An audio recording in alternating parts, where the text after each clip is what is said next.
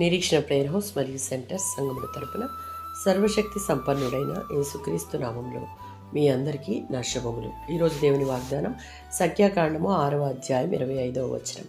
యెహోవా నీకు తన సన్నిధిని ప్రకాశింపచేసి నిన్ను కరుణించెను. దేవుడు మోషే ద్వారా అహరోనుకు ప్రత్యేకంగా చెప్పిన ఆశీర్వాద వాక్యాలు ఇవి. ఇశ్రాయేలీయులపై దేవుని అనుగ్రహం, రక్షణ, సమాధానం ప్రవహించేటట్లు యాజకులు పలుకవలసిన మాటలు ఇవి.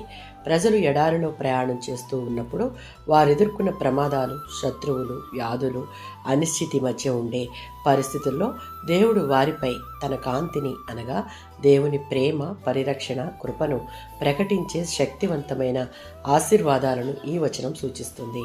దేవుని ముఖము ప్రకాశించడం అంటే దేవుని దృష్టిలో ప్రత్యేక కృప పొందడం. దేవుని సన్నిధి మనపై ఉన్నదని సంకేతం. దేవుని అనుగ్రహం, రక్షణ, దయ మన జీవితంలో ఉండడం. 16వ సంకీర్తన 11వ చరణం. దేవుని సన్నిధిలో నిత్యానందం ఉంది. ఆ సన్నిధి మనకు అత్యంత ఆశీర్వాదకరం. 103వ సంకీర్తన 8వ చరణం. ఎఫెసీయులకు రాసిన పత్రిక 2వ అధ్యాయం 8వ వచనం. ఆయన కృపచేత మనం రక్షించబడిన వారం.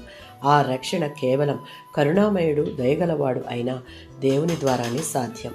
దేవుని కృప మన జీవితంలో ఉన్న పాపాలు, లోపాలు ఉన్న దేవుని కృప మనలను నిలబెడుతుంది.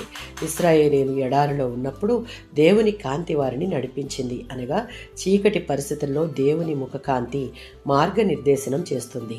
119వ సంకీర్తన 105వ చరణం. దేవుని వాక్యమే మనం వెళ్లాల్సిన మార్గానికి దీపం వలె ఉండి మనలను తిన్నని మార్గంలో నడిపిస్తుంది.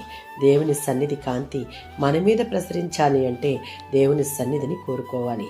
దేవుని కృప మీద ఆధారపడాలి. ప్రతిరోజు దేవుని ముఖాన్ని చూస్తూ జీవించాలి.